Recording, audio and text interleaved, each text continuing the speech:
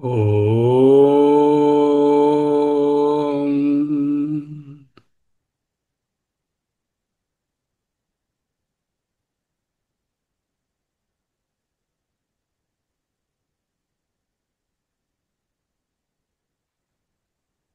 ఓం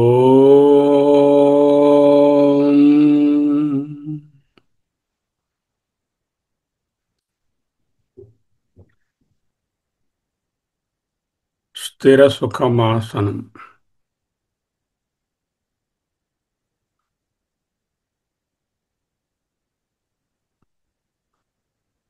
అహమస్మి. అహమస్మి. అహమస్మి.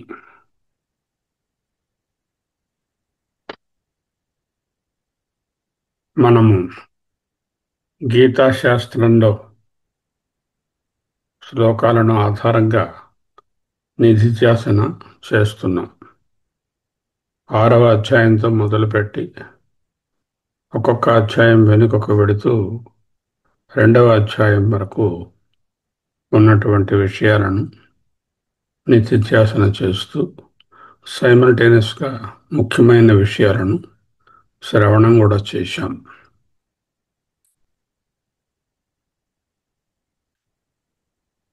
ఈ ఆధ్యాత్మిక సాధనలో ధ్యానం అనేటటువంటిది చాలా ముఖ్యమైనటువంటి సాధన.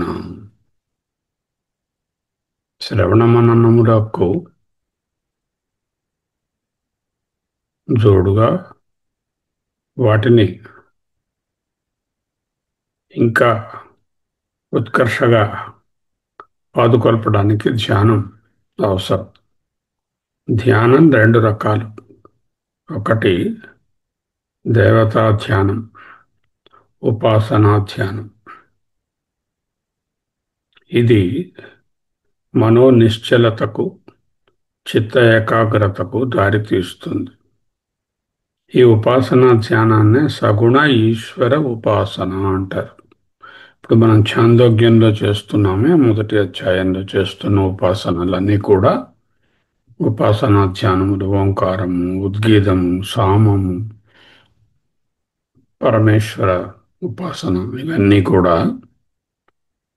వేదాంత శ్రవణం చేయడానికి యోగ్యతా ప్రాప్తి, జ్ఞాన యోగ్యతా ప్రాప్తిని ఇస్తాయి. యోగ్యతని, అధికారిత్వాన్ని ఇస్తాయి.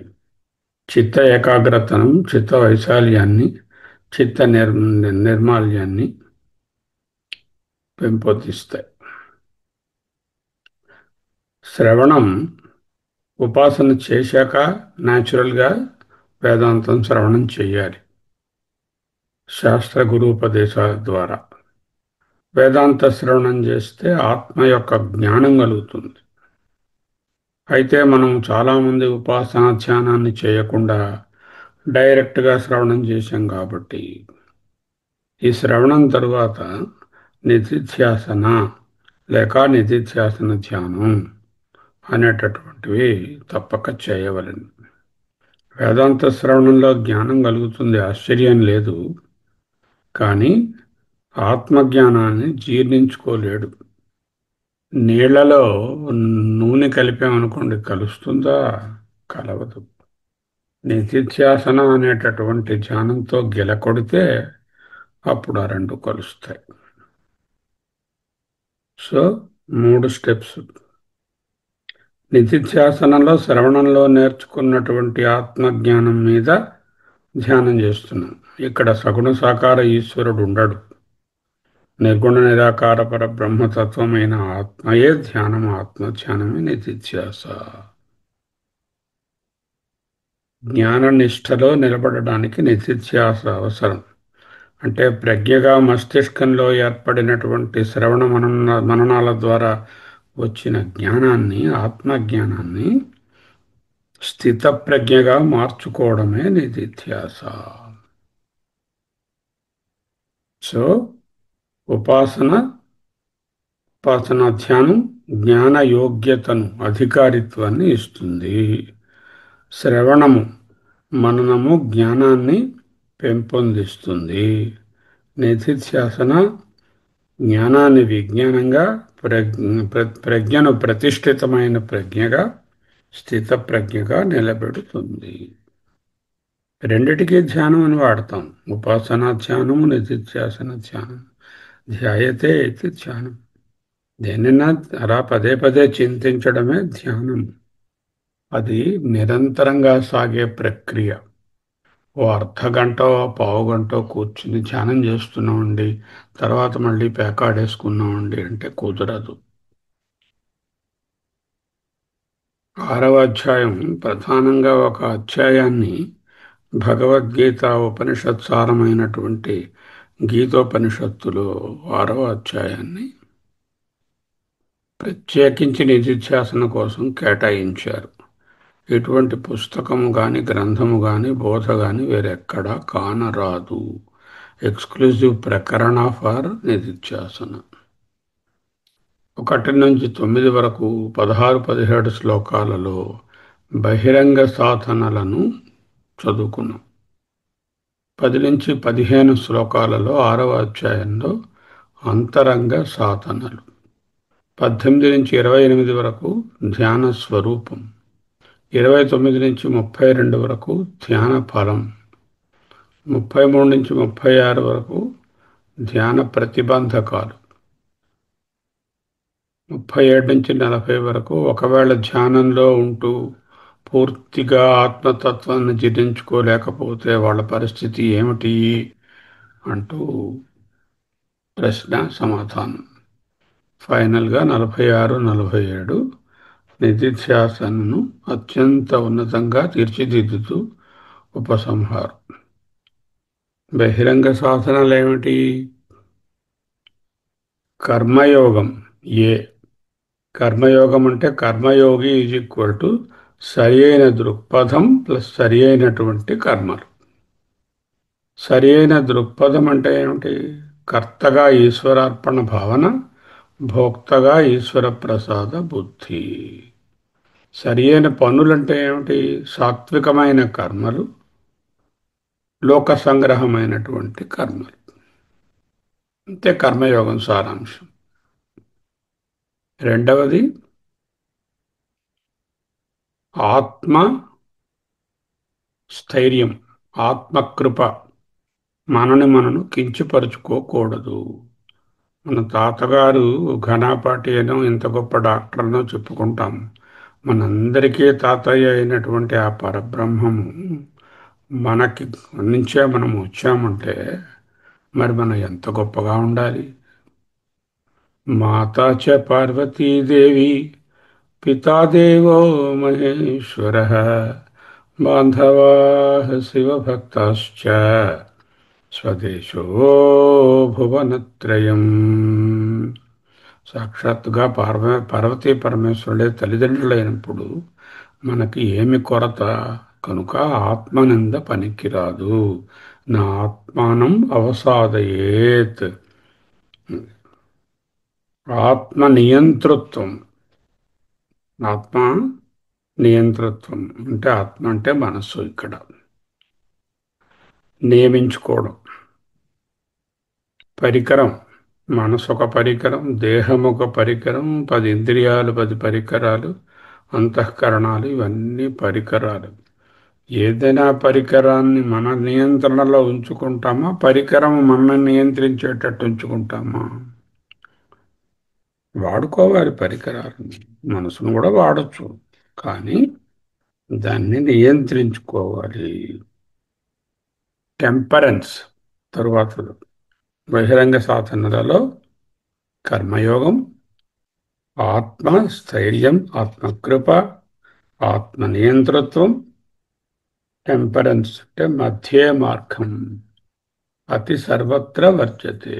అతిగా తినకూడదు, కటిక ఉపవాసం చేయకూడదు, అతిగా నిద్రపోకూడదు, ఎక్కువగా మేల్కొనే ఉండకూడదు, హద్దుల్లో ఉండాలి, ఇంద్రియాల మీద నిగ్రహం కలిగి ఉండాలి. దట్స్ ఎ టెంపరెన్స్, మధ్య మార్గం. ఇవన్నీ బహిరంగ సాధనలు చెప్పబడ్డాయి. 1 నుంచి 9 వరకు 16, 17. అంతరంగ సాధనలు 10 నుంచి 15 వరకు. ఏ దేశంలో కూర్చోవాలి? శుచౌ దేశే ప్రతిష్టాప్య స్థిరమాసనమాత్మనః నాత్యుత్తిష్టం నీచం అంటూ దేశము, కాలము, ప్రభాత సమయం, ప్రాతకాలం, ఇప్పుడు మనం కూర్చుంటున్నామే అటువంటి సమయం. ఆసనం, స్థిర సుఖమాసనం చెప్పుకుంటున్నాం కదా. శరీర స్థితి అంటే నిశ్చలంగా కదలకుండా ఉండడం. ప్రాణసామ్యం లేక ప్రాణాయామం, శ్వాసను సమానంగా మెత్తగా విశ్రాంతిగా తీయడం. స్పర్శాన్ కృత్వా బహిర్బాహ్యాన్ చక్షుశ్చైవాంతరే భ్రువు ప్రాణాపానౌ సమౌ కృత్వా చారిణౌ.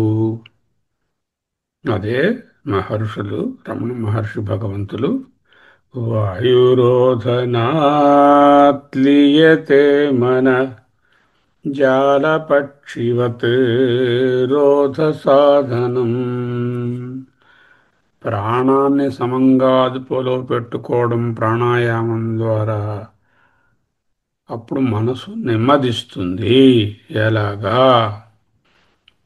పంజరంలో బంధింపబడిన పక్షి ఇటు అటు ఎగరలేనట్టుగా మనసు ఇటు అటు పోకుండా ఉండడానికి ప్రాణాయామం, ప్రాణసామ్యము చాలా ఎసెన్షియల్. దేశము, కాలము, ఆసనము, కదలకుండా కూర్చోవడము, శరీర స్థితి, ప్రాణసామ్యము, ఇంద్రియ నిగ్రహము. ఇంద్రియాలకు మనస్సును లాగుకొని పోయే ప్రమాదం ఉన్నది. చేత వాటిని ఇంద్రియ నిగ్రహం అత్యంత అవసరం నిధిధ్యాసనకు. మనోనిగ్రహం ఇదే రెండవ అధ్యాయంలో ఆఖరిలో చాలాసార్లు చెప్పారు. బుద్ధి నిశ్చయం, బుద్ధిని నిశ్చయంగా నచ్చ చెప్పుకోవాలి. వశం నయేత్, ధ్యాన స్వరూపాన్ని వర్ణిస్తున్నారు 18 నుంచి 28 వరకు ఉన్న శ్లోకాలలో. ధారణ అంటే సరి అయిన విషయాన్ని ఎన్నుకోవడం, ఆత్మధ్యానం చేసుకుంటానని నిర్ణయించుకోవడం. ధ్యానం అంటే దాని మీదే మనసు నిలపడం. సమాధి అంటే దాంట్లో అబ్జర్వ్ అవ్వడం. ఈ సమాధిలో చిత్త ఉపరమం, ఆత్మదర్శనం, ఆత్యంతిక దుఃఖ నివృత్తి, పరమానంద ప్రాప్తి, తత్వనిష్ట, ఆత్యంతిక లాభం.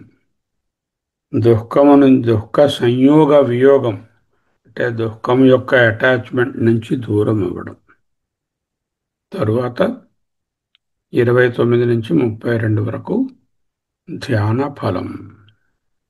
అహమస్మి, అహమస్మి, అహమస్మి. ఈ ధ్యాన ఫలము, నిధిధ్యాసన యొక్క ఫలాన్ని అద్భుతంగా 29 నుంచి 32 వరకు ఉన్న శ్లోకాలలో మనకు అందించారు. అహమస్మి, అహమస్మి, అహమస్మి.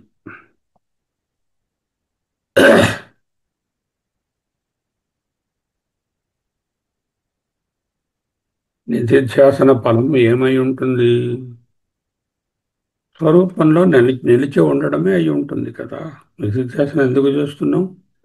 స్వరూప ధ్యానం, స్వరూపంలో ఉండడానికి. ఆ స్వరూపంలో నిలిచి ఉండుటయే నిధిధ్యాసన యొక్క ఫలితము, పరాకాష్ఠ. అది ఎలా తెలుస్తుంది? What is the acid test or litmus test?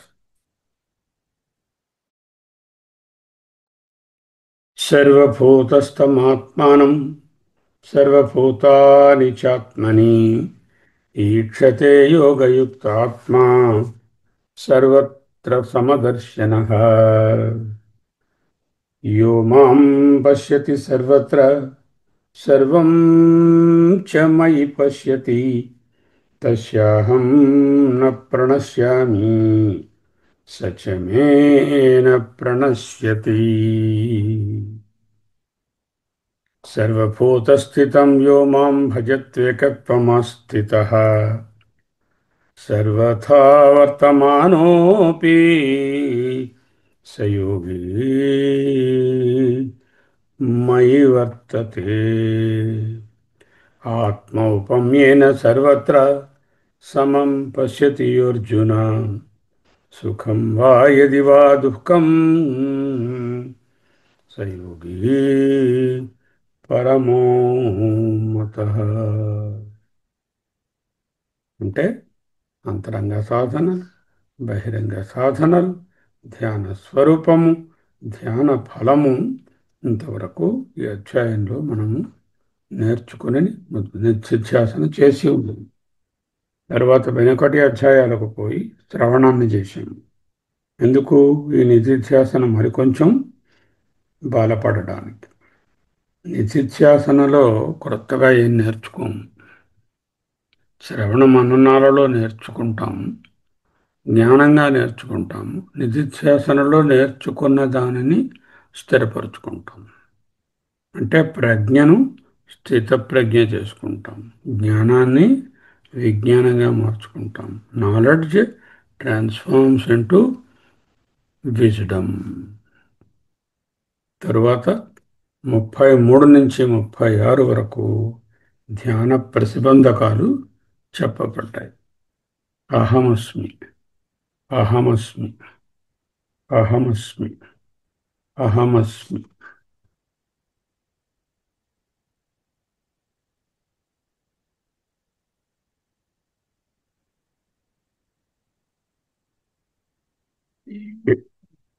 యోయం యోగస్త్వయా ప్రోక్తః సామ్యేన Madhusudana, ఏతస్యాహం న పశ్యామి చంచలత్వాత్ స్థితిం స్థిరం.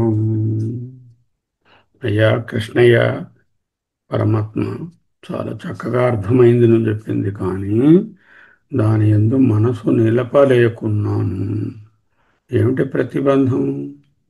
చంచలత్వాత్ స్థితిం స్థిరాం.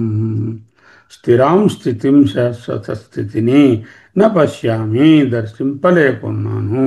ఎందువలన? చంచలత్వాత్, మనం చాంచల్యము వలన. ఇది అర్జునుడి గారి ప్రాబ్లమే కాదు, మనందరికీ ఉండే పెద్ద జ్ఞాన ప్రతిబంధకం, నిధిధ్యాసన ప్రతిబంధకం. అప్పుడు చంచలం హి మనః కృష్ణ ప్రమాథి బలవదృఢం, తస్యాహం నిగ్రహం మన్యే వాయోరివ సుదుష్కరం. ఓ పరమాత్మ, మనసు మిక్కిలి చంచలమైనది, ప్రమథనశీలమైనది. కవ్వం పెట్టి గిలకొట్టినట్టు మనస్సు గిలకొట్టబడుతుంది. చాలా దృఢమైనది, అంటే స్టబర్న్, మిక్కిలి బలీయమైనది. కనుక తస్యా, మనసును నిగ్రహం, నిగ్రహించుట, వాయోహు ఇవ, గాలిని ఆపుట వలె, సుదుష్కరం, చాలా కష్టం అయ్యా అని అహం మన్యే, నేను అనుకుంటున్నా, నేను తలంచుతున్నాను. మనకు కూడా మనసు ఎంత బలమైనదో, ఎంత దృఢమైనదో, ఎంత లాగేస్తుందో గట్టిగా మనకు తెలుస్తుంది. అసంశయం మహాబాహో మనో దుర్నిగ్రహం చలం, అభ్యాసేన తు కౌంతేయ వైరాగ్యేణ చ గృహ్యతే. ఓ సాధకుడా, మహాబాహో, నిస్సందేహంగా మనసు చలం, చంచలమైనదే, దుర్నిగ్రహం, నిగ్రహింపశక్యము కానిదే. ఈ విషయంలో సందేహం లేదు. అయితే తు, కానీ, అయితే అభ్యాసేన చ వైరాగ్యేణ చ. ఒక సైకిల్ని తొక్కడానికి 2 హ్యాండిల్స్ ఉంటాయి. ఒక హ్యాండిల్ అభ్యాసము, రెండవ హ్యాండిల్ వైరాగ్యం. ఆ రెండింటిని పట్టుకుంటే జాగ్రత్తగా బ్యాలెన్స్ చేసుకుంటూ ఆ సైకిల్ తొక్కుకోవచ్చు. నిధిధ్యాసన అనే సైకిల్ తొక్కేటప్పుడు అభ్యాసం అంటే కాన్స్టెంట్ ప్రాక్టీస్, రోజు దాన్ని చేస్తూ ఉండడు. తరువాత రెండవ ముఖ్యమైనది ఏమిటి? ప్రాపంచిక వ్యావహారిక లౌకిక విషయాల యందు అత్యంత వైరాగ్యం. ఈ రెండు ఉంటే గ్రహ్యతే, పట్టుకోగలవు, నిగ్రహించుటకు సాధ్యం.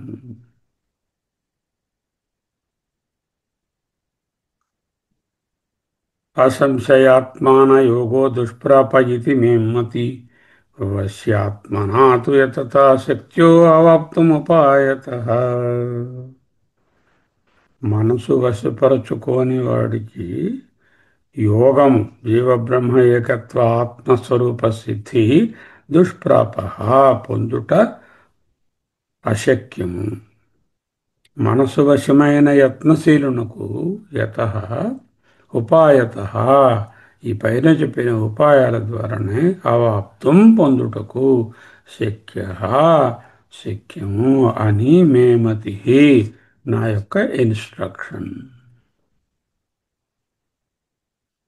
ఆ తర్వాత యోగ భ్రష్టుడయ్యాడనుకోండి, అంటే నిధిధ్యాసనం మొదలెట్టారు, నిలబడలేదు, మన చాలా రోజులు 5 ఏళ్ళు 6 ఏళ్ళు చేసినా కూడా నిధిధ్యాసనంలో లేకుండా అటు ఇటు వెళ్ళిపోతే కొంతసేపు నిధిధ్యాసనంలో ఉంటున్నాడు. అటువంటి వాడి గతి ఏమిటి? అయతి శ్రద్ధయోపేతో యోగాత్ చరిత మానస. యోగాత్ జీవబ్రహ్మ ఏకత్వ జ్ఞానం స్వరూప జ్ఞానం నుంచి చరిత మానస, జారిపోయిన మనసు ఉన్నవాడు అప్రాప్య యోగ సంసిద్ధిం, యోగ సంసిద్ధి అయిన ఆత్మతత్వాన్ని అప్రాప్య పొందక కాం గతిం కృష్ణ గచ్చతి, వాడి దారేమిటి, వాడేమవుతాడు అన్నాడు. చిన్నో ఉభయ విభ్రష్ట చిన్నాభ్రమివ నశ్యతి అప్రతిష్టో మహాబాహో విమూఢో బ్రహ్మణ పతి. రెంటికింజడ్డ రేవడైపోతాడా? ఇటు సంసారము లౌకికమైనటువంటి సుఖాలు లేకుండా వాటి నుంచి వైరాగ్యంతో ఉంటూ, అటు ఆత్మజ్ఞానాన్ని లేక ఆత్మస్వరూపాన్ని పట్టుకోలేక చిన్న అభ్రమివ, చిన్నాభిన్నమైనటువంటి ఆ మేఘాల వలె ఉభయ భ్రష్ట, రెంటికింజడరేవుడు అయిపోతాడా? విమూఢో బ్రహ్మణ పది, భగవత్ప్రాప్తి రూప మార్గమునందు నుంచి తప్పిపోయినవాడు. ఏ తన్మే సంశయం కృష్ణ చేత్తుం అర్హస్య శేషతః త్వదన్యః సంశయస్యాస్య చేత్తా నహ్యుపపద్యతే. నాకు ఈ సంశయం మీకే కాదు, ఆయనకే కాదు, మనకు కూడా ఉంటుంది. ఇంత కష్టపడేదో జ్ఞానం అన్నారు, 8 ఏళ్ళు కూర్చున్నాము, శ్రవణం చేశాం, మననం చేశాం, ఎంతో ఎంతో ఆరాధనలు పూజలు చిన్నప్పటి నుంచి నేర్పించారు పెద్దవాళ్ళు, అవి చేసుకుంటున్నాము, చిత్త ఏకాగ్రతగా ఉంచుకున్నాము, ధార్మికంగానే ఉంటున్నాము, అధర్మ మార్గాలలో నెగిటివ్ పనుల్లోకి వెళ్ళడం లేదు. నిధిధ్యాసన చేద్దామంటే మనసు ఇటు అటు లాగేస్తుంది. పూర్తిగా ఆత్మనిష్ట నాకు కుదరలేదు. నా పని ఏమిటి? నేను ఇలాగే ఉండిపోతానా? ఏదైనా నాకు ఉపయోగం ఉండునా దీనివలన అనే సంశయము మనందరిలోనూ ఉంది. ఈ సంశయాన్ని మే ఏతత్ సంశయం ఛేదించుటకు, అశేషత పూర్తిగా ఛేదించడానికి కృష్ణ నీవే అర్హుడవు. కృష్ణ చేత్తుం అర్హసి త్వదన్య, నీకంటే సంశయస్య అస్య, ఈ నా సంశయాన్ని, ఈ మానవాళి యొక్క సంశయాన్ని ఛేదించుటకు నహ్యుపపద్యతే, ఎవరికి వీలు పడదు. కాబట్టి నీవే చెప్పవయ్యా అంటున్నాడు. అప్పుడు భగవానులు మనకు భరోసా ఇస్తున్నారు. ఏమిటా భరోసా? అహమస్మి, అహమస్మి పార్థ నైవేహ నాముత్ర వినాశః తస్య విద్యతే నహి కళ్యాణకృత్ కశ్చిత్ దుర్గతిం తాత గచ్చతి. తాత అంటే ఓ ప్రియతమా అని అర్థం. తాత అనే దానికి అర్థము ప్రియుడా, ఓ ప్రియతముడా. తాత గచ్చతి, కశ్చిత్ దుర్గతిం నగచ్చతి తాత ఓ ప్రియ, ఇటువంటి వాడు దుర్గతి పాలు కానే కాడు. ఎందుకు? వీడు కళ్యాణకృత్, అంటే ఆత్మజ్ఞానం సాధించుకోవడానికి కావలసినటువంటి ప్రయత్నం గట్టిగా చేశాడు కాబట్టి, నాయనా ఈయన కశ్చిత్, ఇటువంటి వారెవరు దుర్గతిం నగచ్చతి, దుర్గతిని పొందడు.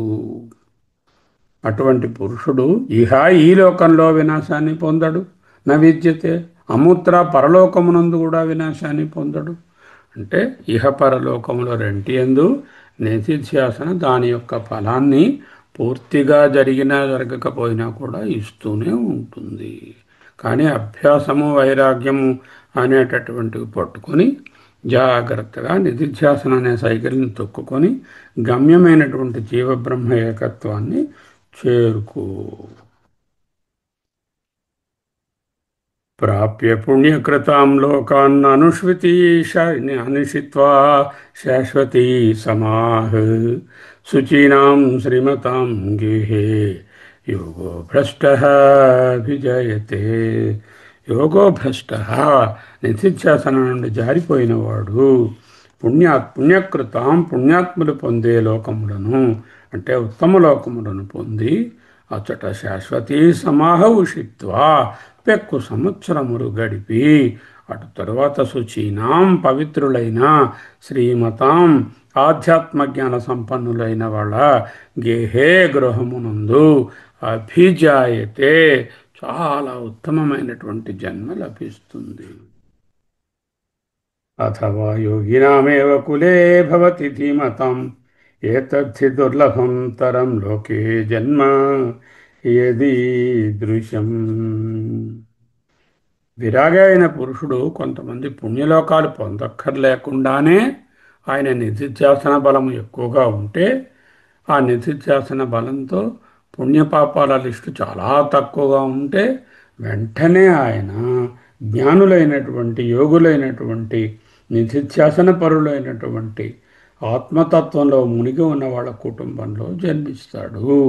ఇటువంటి జన్మ, ఈ దృశ్యం జన్మ, యతో ఏది కలదో లోకే, లోకమునందు, దుర్లభతరం హి, నిస్సందేహంగా మిక్కిలి దుర్లభము. అంటే ఏమిటి? అయితే స్వర్గాది లోకాలను అనుభవించి మళ్ళీ మంచి నిధిధ్యాసన చేసే అవకాశంతో పుడతాడు. ఇంకా యోగ బలం, నిధిధ్యాసన బలం అధికంగా ఉంటే చక్కటి జ్ఞానుల కుటుంబంలో పుట్టి జ్ఞాని అయిపోతాడు వెంటనే. మన మనుష్యాణం సహస్రేషు కశ్చిద్యతతి సిద్ధయే యతతామపి సిద్ధానాం కశ్చిన్మాం వేత్తి తత్వతః అహమస్మి. తత్ర కనుక తం బుద్ధి సంయోగం లభతే పౌరోదేహికం. కనుక ఈ విషయంలో పూర్వదేహం వలన సాధించినటువంటి ఆ బుద్ధియోగాన్ని పొందావు, పొందుతున్నావు. తతః దాని ప్రభావం వలన భూయ సంసిద్ధౌ కురు నందన, పరమాత్మ ప్రాప్తికై ఈ లోకంలో ప్రయత్నం చేసుకో. నువ్వు నిధిధ్యాసన ఆల్రెడీ చేసి ఉన్నవాడవే కాబట్టే నాకు శిష్యుడు అయ్యావు. పూర్వాభ్యస్యన తేనైవ హ్రియతే హ్రియతే హ్యవశోపి సహ జిజ్ఞాసురపి యోగస్య శబ్ద బ్రహ్మాది వర్తతే. అటువంటి వాడు శబ్ద బ్రహ్మమునందే ఉంటాడు. తపస్విభ్యోధికో యోగి జ్ఞానిభ్యో అపి మతోధికః కర్మభ్యశ్చాధికో యోగి తస్మాద్యోగి భవర్జున. ది ఫైనల్ కన్క్లూషన్ ఏమిటి?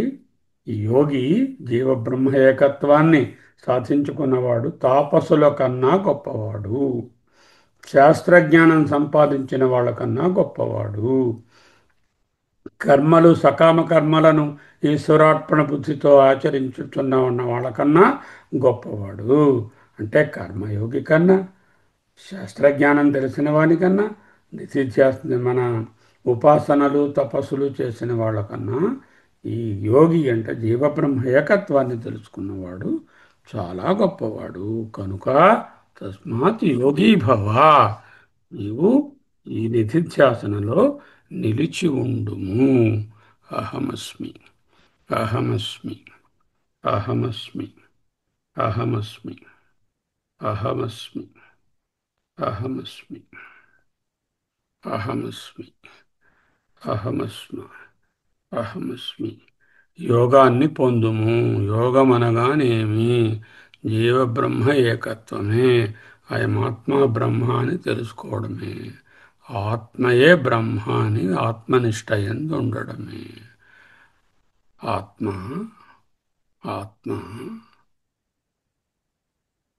సత్యం, నిత్యం, సర్వగతం, అనంతం, ఆనంద స్వరూపము.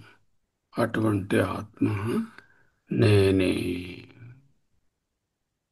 అహమస్మి, అహమస్మి, అహమస్మి, అహమస్మి. శివోహం, శివోహం, శివోహం, శివోహం, శివోహం, శివోహం, శివోహం. అహమస్మి, అహమస్మి, అహమస్మి, అహమస్మి. స్వస్తి.